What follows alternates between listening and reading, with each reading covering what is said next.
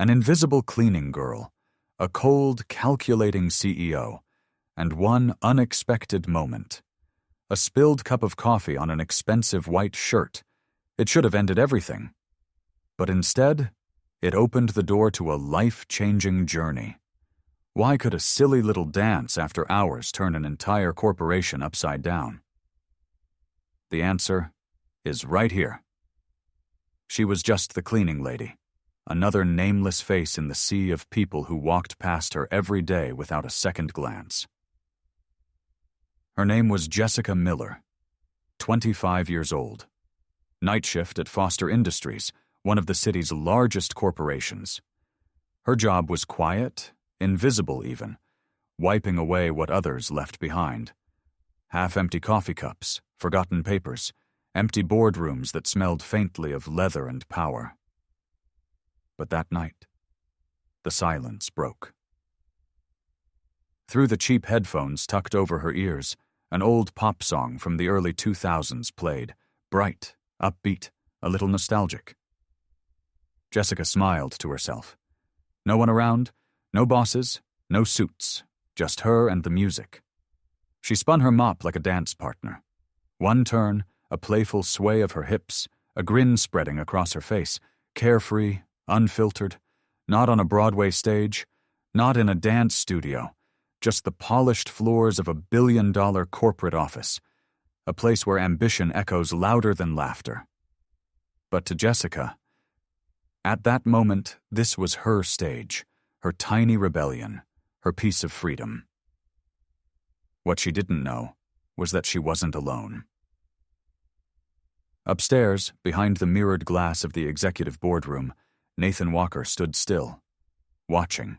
CEO of Foster Industries, impeccably dressed, white shirt crisp, tie perfectly knotted, posture sharp as ever. A man whose days were ruled by numbers, contracts, and meetings where smiles were calculated and words weighed carefully. But tonight, Nathan had stopped. Not for a quarterly report, not for a performance review, for her, for the young woman dancing like nobody was watching. In a world where everyone wore a mask, where every gesture was measured, every laugh rehearsed, here was someone who dared to be real, who dared to sing, to move, to smile, for no one but herself. Nathan narrowed his eyes, curious, intrigued. Who was she? An intern? A junior assistant? Or just the cleaning lady no one really noticed? And right there, in that small, ridiculous moment, with a mop spinning under fluorescent lights, something shifted. This was the beginning of a story no one inside the walls of Foster Industries ever saw coming. And if you think you know how this will end, think again. You're about to be surprised. Drop a comment and let us know where you're watching from the next morning. Same building, same polished floors, same quiet hum of early office life. Jessica Miller held a tray of 4 steaming coffees, each one carefully balanced, lids tight, sleeves double-checked. She wasn't supposed to be here, not on the executive floor. The regular coffee runner had called in sick. And when you're at the bottom of the ladder, volunteering is rarely a choice. Her sneakers squeaked softly on the marble tiles as she approached the boardroom, that intimidating stretch of hallway lined with abstract art and heavy doors, thick enough to keep out the real world. She took a breath, steadied the tray. Just deliver the coffee and get out. No drama, no eye contact. But life, as it tends to do, had other plans. Her left foot caught the edge of the carpet. The right tried to recover. The tray wobbled. 4 cups of coffee sailed into the air. Slow motion, like a scene out of a movie where you already know there's no saving it. And then, the landing. Direct hit, straight onto Nathan Walker's shirt, Italian cotton, crisp white, now drenched in shades of brown. Silence. Jessica froze. the tray still clutched in her trembling hands, eyes wide, heart racing so loud she could barely hear the gasp from one of the board members. There it was, the moment you imagine right before your worst nightmares come true. She stood there, dead still, waiting for the explosion, waiting for the humiliation, the shouting, the inevitable words. "You're fired." But Nathan didn't explode. He looked down at his soaked shirt, then slowly raised his eyes to meet hers. And instead of anger, his mouth curved into the faintest smile. "Is it sweet?" he asked, calm as a summer breeze. "I hate bitter coffee." The room stayed silent, stunned, confused, not quite sure what to make of the situation. A few executives swallowed hard, unsure whether they were allowed to laugh. Jessica, on the other hand, stood there pale as a ghost, blinking fast, her words tumbling out without thought.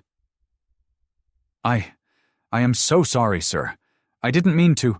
I tripped. The tray. I'll pay for the dry cleaning or maybe just disappear entirely." Nathan tilted his head slightly, crouched down, and began gathering the scattered coffee cups from the floor beside her. "Please," he said softly, "don't try to pay for this shirt. It costs more than your monthly salary." Jessica, in her panic, blurted out without thinking, "Great, so I owe you a kidney now." And that's when it happened. Nathan laughed. Really laughed. The kind of easy, honest laugh no one in that room had heard from him before. The board members exchanged glances. Some smiled. One even chuckled. And somewhere, in the back of that powerful, intimidating room, a tiny crack began to form in the polished, perfect image of Foster Industries. Because sometimes, it only takes one honest mistake, one unscripted moment to open a door you never saw coming. And Jessica Miller, the invisible cleaning girl, had just knocked on that door with 4 cups of coffee and a whole lot of unintended flair. It was the kind of mistake you don't come back from. 4 cups of coffee. 1 slippery floor. Jessica Miller's hands gripped the tray a little too tightly as she stepped onto the plush carpet just outside the executive boardroom, the kind of carpet so thick it could probably muffle a scream. She told herself, "Just keep your head down, deliver the coffee, and walk away." But fate, as it often does, had other plans. Her left foot caught on the edge of the rug. A tiny misstep. But in that perfect, silent hallway, it was enough. The tray wobbled. 1 cup tipped, then another. And before she could do anything to stop it, 4 full cups of hot coffee launched into the air, spinning like slow-motion cannonballs. The arc was perfect. The landing? Catastrophic. The entire contents of those cups cascaded directly onto the chest of Nathan Walker, Foster Industries' CEO, dressed in an Italian white shirt so crisp it could have cut glass. The room went dead silent. No one moved. No one breathed. Jessica stood frozen, tray still in hand, eyes wide as saucers. Her heart raced so violently she could feel the pulse in her throat. Sweat prickled at the back of her neck. There, in front of the entire board of directors, she had just baptized the most powerful man in the company with 4 cups of coffee. If there was ever a moment to pray for the floor to open up and swallow you whole, this was it. Nathan looked down at his shirt. Coffee dripping, spreading across the fabric in soft brown waves. One of the directors shifted awkwardly in his seat. Another cleared his throat, too afraid to laugh, too stunned to speak.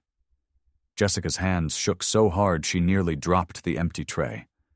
Her voice came out barely more than a whisper. "Oh my God.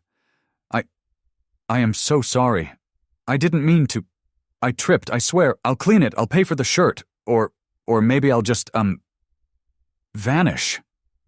Her eyes darted towards the door, weighing the possibility of sprinting out of the building and changing her name. But Nathan didn't shout. He didn't stand. Instead, he looked up, calm, and, to everyone's shock, smiled. "Is it sweet?" he asked, his voice smooth, steady. "I hate bitter coffee." The words hung in the air like smoke. A nervous chuckle escaped from one of the board members. Another stifled a grin. The tension cracked, just a little. Jessica stood there, blinking, pale as paper. And because panic has a way of unlocking the worst timing, she blurted out, "Fantastic. I guess now I owe you a kidney." Silence. And then Nathan laughed. Not a polite corporate laugh. Not the practiced chuckle of a CEO who knows how to keep things light. No, this was the real thing. A warm, genuine, unexpected laugh that filled the room and left the executives exchanging baffled glances. For a man known for his icy professionalism, it was the last reaction anyone could have predicted. And somewhere, amid the scattered coffee cups and the smell of roasted beans, something unspoken shifted. A crack formed in the polished, perfect image of Foster Industries, just wide enough to let a little light through. Because sometimes, the biggest turning points don't come with a plan or a strategy. Sometimes, they come with a slip of the foot and a tray full of coffee. And if you're finding this story worth following, hit that subscribe button so you don't miss what's coming next. Now, let's see what happened after that coffee spill. Jessica Miller had spent the rest of that morning convinced she was already halfway out the door. After all, there's only so much damage control you can do after launching 4 cups of coffee straight into your boss's chest, especially when your boss is Nathan Walker. She'd replayed the disaster in her mind at least 50 times by lunchtime. The slip, the splash, that awful moment of silence afterward. She'd braced herself for the call from HR, or worse, security. But the call that came wasn't from HR. It was short, formal. "Mr. Walker would like to see you, now." Jessica's stomach dropped. She stood outside his office, hands clenched into nervous fists at her sides, willing herself not to turn and run. The receptionist didn't even look up from her computer, just gave a small, knowing nod toward the door. Inside, Nathan Walker sat at his desk. Calm, composed, fresh shirt, no trace of the earlier mess. His tie was loosened just enough to suggest the day had been long, but his posture was still every bit the CEO. Jessica stepped in, chin lowered, eyes darting between the floor and the exit. Her voice barely made it past her throat. I'm really sorry about this morning." Nathan didn't answer right away.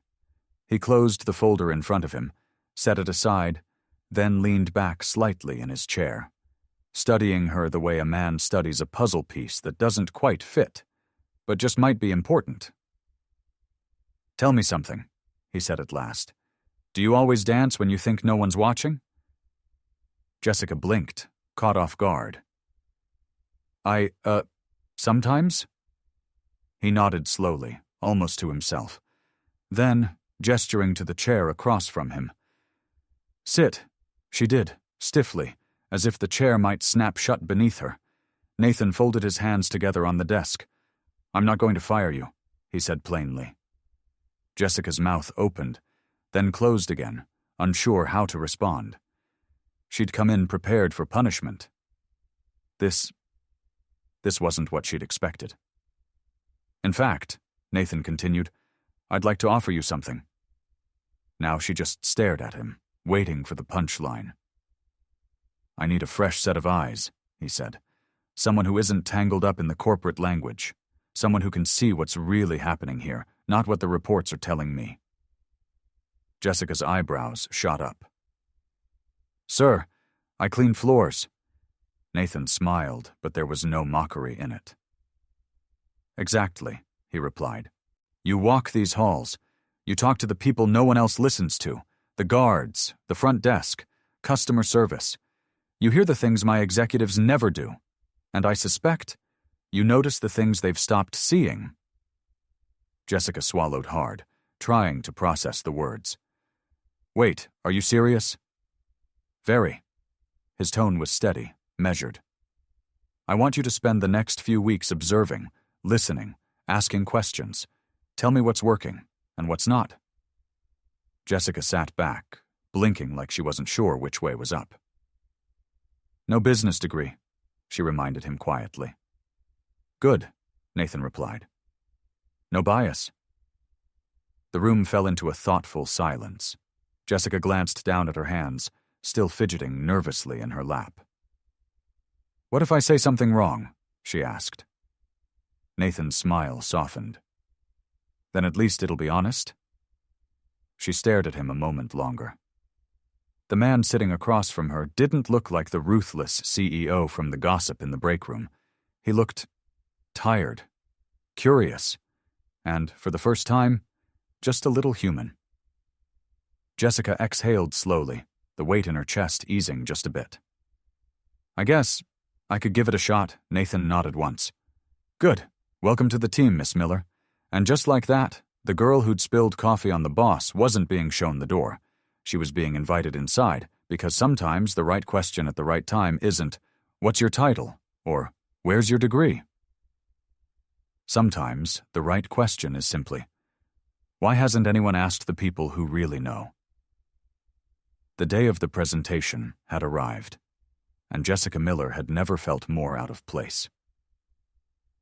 She stood at the front of the boardroom, surrounded by men and women in tailored suits, watches that probably cost more than her monthly rent, and expressions carved into polite neutrality. No one in that room looked like they spilled coffee on the CEO last week. No one, except her. She wasn't wearing a power blazer, no pressed shirt, no sleek pencil skirt. Just a simple blouse, a pair of slacks borrowed from a friend, and the kind of nervous energy you could feel buzzing off her like static. But her eyes were steady. The projector hummed softly as the first slide appeared on the screen behind her.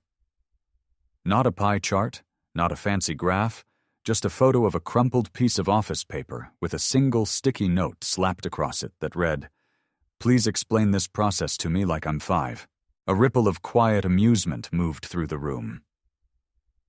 Jessica took a breath. Her palms were sweating, but she kept them folded loosely in front of her. She didn't hide her nerves. She wore them like a badge. "Good morning," she began, her voice clear, even if her stomach was doing somersaults. "I'm Jessica Miller. Some of you might know me as the girl who accidentally turned the CEO into a human coffee filter." A few awkward chuckles.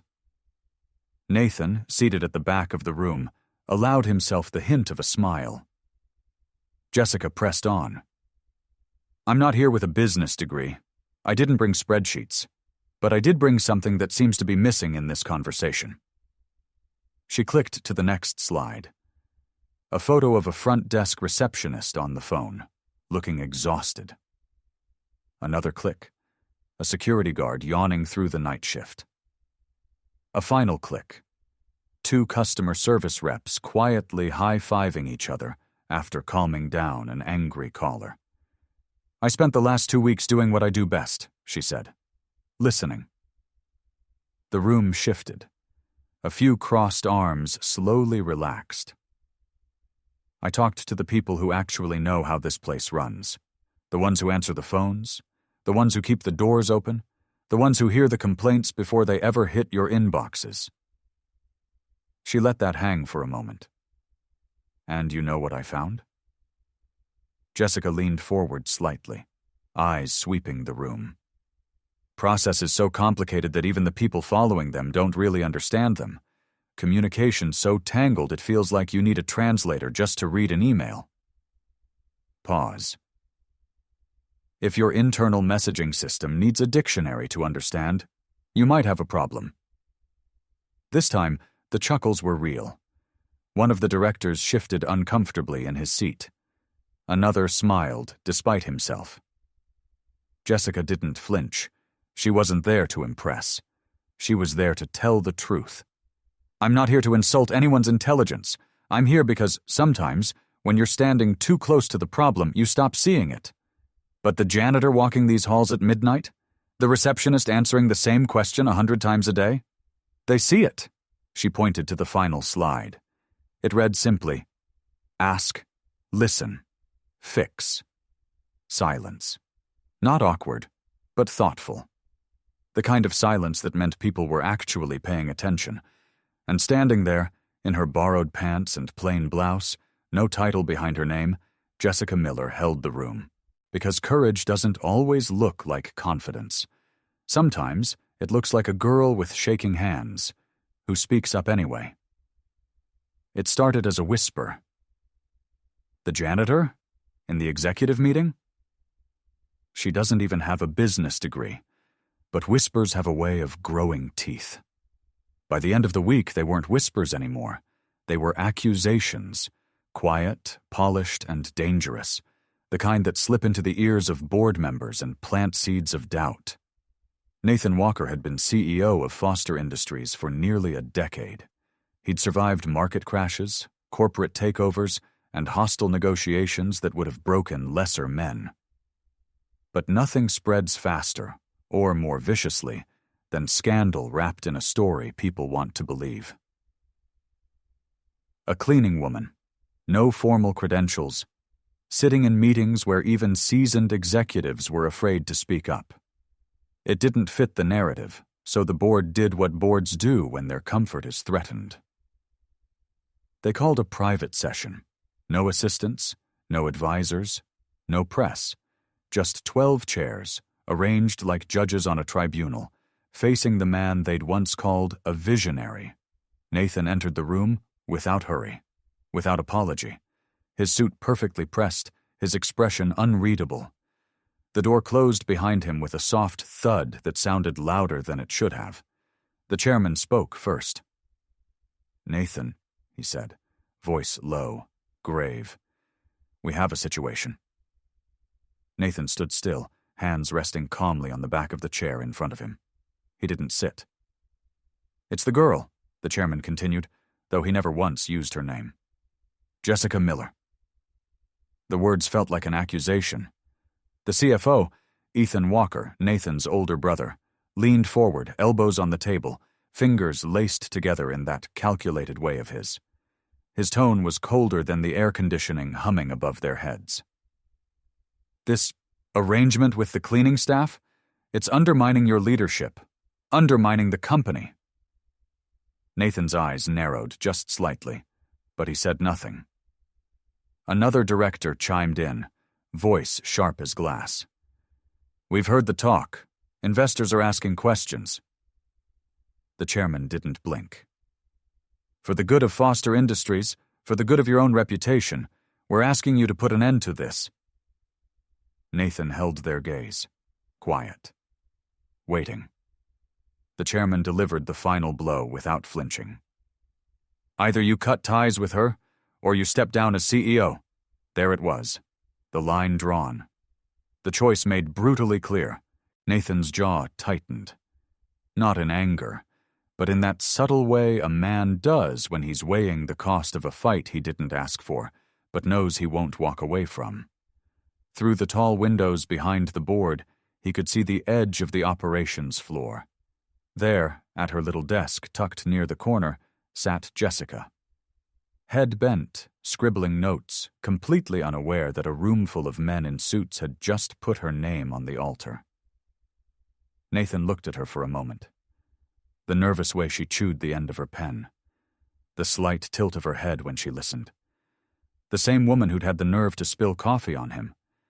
And then the nerve to tell him the truth about his own company. She didn't know it. Not yet. But right now, she was the reason they were threatening to take everything from him. The room waited. Nathan turned back slowly, folding his arms loosely across his chest. "I built this company," he said, voice calm, controlled. "From a struggling regional player to one of the strongest firms in this sector, I've poured more into Foster than any of you sitting here." Silence. "And I'm telling you," he continued, "the problem isn't the woman taking notes in the corner. The problem is that no one else in this room has been honest enough to tell me what she's told me in 2 weeks." One of the directors shifted uncomfortably. Ethan's eyes narrowed, his jaw tight. Nathan stepped closer to the table, lowering his voice just enough that they had to lean in to hear him. "You think a title makes a person worthy of being heard? You think a degree on a wall is the only thing that qualifies someone to speak the truth?" He gave a quiet, humorless smile. "I'm not stepping away from her, and I'm sure as hell not silencing the only person who's had the guts to challenge me." His eyes locked on the chairman's. "If that means I'm out, then I'm out." The room froze. Nathan reached for the back of the chair in front of him, fingers resting lightly on the polished wood. "I've always believed leadership is about making the hard call," he said. "So here's mine." A pause. His eyes swept the room one last time. "I choose integrity." Without waiting for permission, without looking back, Nathan turned and walked out of the room. No argument, no begging, just the quiet, deliberate decision of a man who knew exactly what he was giving up, and why. And as the door closed softly behind him, the only thing left in the air was the weight of a choice no one in that room had expected him to make. No one saw it coming. Not even them. Because sometimes the most important people in your life arrive quietly, without fanfare, without permission. Jessica never once asked to sit at the table. She didn't walk into that office with a resume polished for approval. She didn't come with big words or perfect posture. She came with questions, simple, honest questions that no one else dared to ask. And that's what caught Nathan off guard. He was a man who had grown used to answers, quick, rehearsed, calculated. Every meeting, every handshake, every relationship framed by what people thought he wanted to hear. But Jessica wasn't interested in telling him what he wanted. She told him what he needed. The first time she challenged one of his ideas, she apologized twice in the same breath, fumbled over her words, cheeks flushed red. But still, she stood her ground. "That doesn't make sense," she had said, voice shaking just a little. "Not to the people actually doing the work." There it was. The truth, raw, unpolished, and exactly what no one else had the courage to deliver. Nathan should have been irritated, maybe even insulted. But instead, he felt something he hadn't felt in years. Relief. Because honesty, when the world expects obedience, feels like fresh air in a room that's been sealed too long.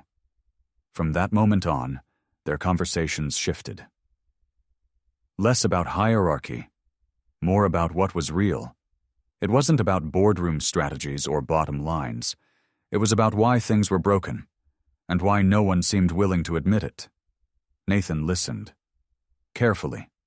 Not as a CEO checking a box, but as a man finally realizing how much he'd stopped listening at all. Jessica, for her part, stayed cautious. She knew the weight of the room she was stepping into. Knew how fast admiration could sour when it came from the wrong place. She didn't flirt.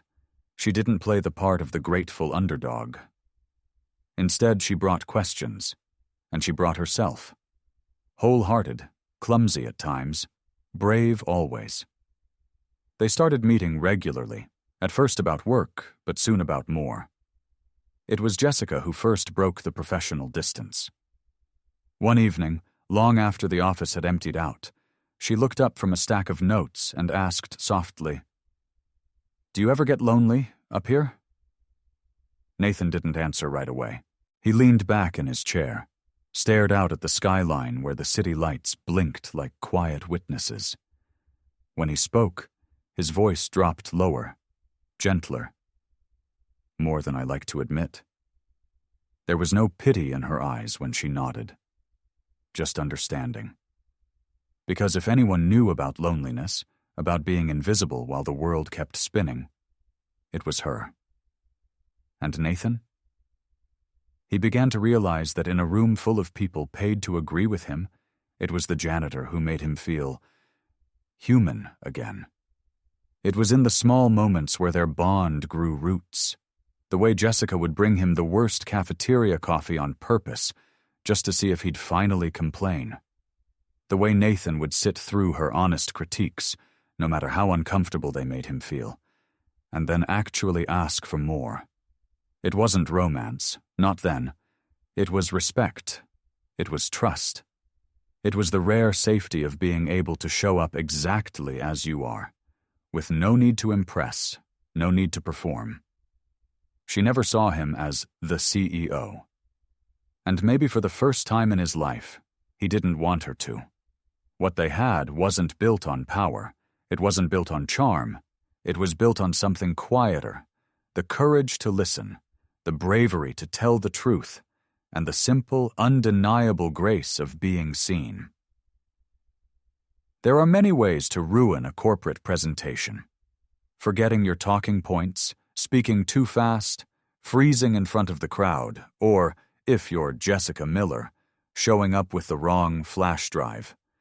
It was the big day, the room packed with Foster Industries' top brass, directors in sharp suits, managers with their arms folded tight, a few assistants typing quietly, pretending not to be entertained. Jessica stood at the front, steadying her breath, fingers resting on the laptop's touchpad. She clicked the first slide. And there they were. Not charts, not revenue projections, but ducks, a bright blue background, center screen, a single cartoon duckling waving cheerfully. Jessica blinked. 1 beat. 2. Then came slide number 2, a row of ducklings wearing sunglasses, floating down a cartoon river under a sunny sky. The room went still. So still, you could hear the uncomfortable shifting of expensive leather chairs. Nathan, seated at the back, tilted his head, one eyebrow raised. Jessica swallowed hard. And then, instead of scrambling, instead of crumbling, she smiled. A calm, disarming smile. The kind that says, well, this is happening. Let's go with it. She took a step away from the laptop, hands loosely clasped in front of her. So, clearly this is not the file I meant to bring, she began, her voice light but steady. Unless the board was hoping for a deep dive on pond life today. A soft chuckle broke the tension. Jessica nodded toward the screen. But you know, maybe these little guys aren't such a bad metaphor after all, she clicked again. The next slide. 3 ducks paddling furiously beneath calm, glassy water. We all look like this, don't we? On the surface, smooth, composed, professional. But underneath, we're paddling like crazy just to stay afloat. A few more chuckles now. Even the CFO cracked the faintest smile. Jessica's voice softened. Here's the thing. Ducks don't always swim in perfect lines. Sometimes they bump into each other. Sometimes they drift off course. She paused, eyes sweeping the room, this time with confidence. But the best chance they have to get where they're going is to paddle together. Silence. The good kind. The leaning in kind. Jessica gestured toward the cheerful, oblivious ducks still glowing on the screen. So maybe this wasn't the disaster I thought it was. Maybe it's the reminder we needed, that no matter where we sit in this company, whether it's at this table, or at the front desk, or mopping the floors late at night, we're all part of the same team, all trying to move in the same direction. The room was still. Heads nodded. The CFO put down his pen.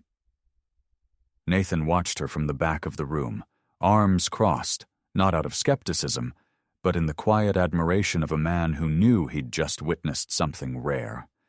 The ability to turn failure into grace. Jessica smiled again, smaller this time. Warmer. And if anyone wants the actual presentation, I'll be happy to send the right file after this. The room broke into laughter. Real laughter. When the applause came, it wasn't the polite, obligatory clapping that so often filled that space. It was genuine, earned. The duck presentation, the accidental, unplanned, utterly unpolished duck presentation, became the most talked about meeting Foster Industries had ever seen. Because sometimes, the best leadership lesson doesn't come from the perfect slide deck. It comes from the courage to stand there, mistake fully exposed, and turn it into something worth remembering. It didn't happen at a fancy dinner. There were no candlelit speeches, no velvet box, no one waiting nearby with a camera. Instead, it was a quiet Sunday afternoon. The sky outside was soft and gray, the kind of gray that makes the world feel still. The coffee in Jessica's mug had gone cold while they talked, though neither of them seemed to notice. Nathan sat across from her, elbows resting on the worn wooden table, fingers tapping gently against the side of a small box. It wasn't wrapped. No ribbons, no shine. Just a simple square box made of pale wood, the kind that felt warm in the hand, not polished for show. Jessica tilted her head, curious but said nothing. Nathan cleared his throat, softly. "I thought about doing this the traditional way," he began, voice quiet, eyes steady. "But the truth is, nothing about us has ever been traditional." He slid the box toward her. Inside, no diamond, no ring, just a folded piece of paper, handwritten, the ink slightly smudged at the edges like it had been carried around for a while before this moment felt right. Jessica unfolded it slowly. It read, "Will you build a life with me? Not a perfect life, not polished or easy, but real, honest, ours." Beside the note, nestled carefully in the corner of the box, was a tiny porcelain duck. Simple, slightly imperfect, hand-painted, its little beak tilted just a bit to the side. Jessica stared at it for a long moment and smiled. The kind of smile that starts small but carries the weight of knowing exactly what this meant. Because this wasn't about grand gestures. It wasn't about promises of forever sealed with glitter and gold.